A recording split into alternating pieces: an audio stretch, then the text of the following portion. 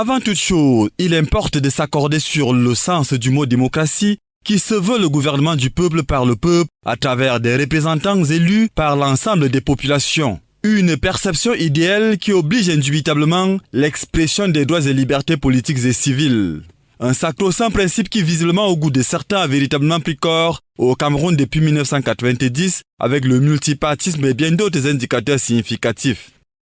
On a des textes, on a des normes qui encadrent l'activité démocratique au Cameroun. La libéralisation, bien évidemment, de l'espace politique par les partis politiques, les syndicats, les associations libres, les médias, la communication sociale et bien évidemment toute l'expression des organisations non gouvernementales qui se déploient librement.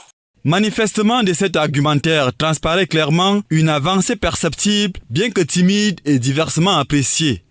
Sur le plan institutionnel, nous avons les trois pouvoirs qui sont institutionnalisés. Nous avons le parachèvement qui a été consacré récemment par l'institutionnalisation des régions. Toutes les institutions démocratiques au Cameroun sont établies et fonctionnent.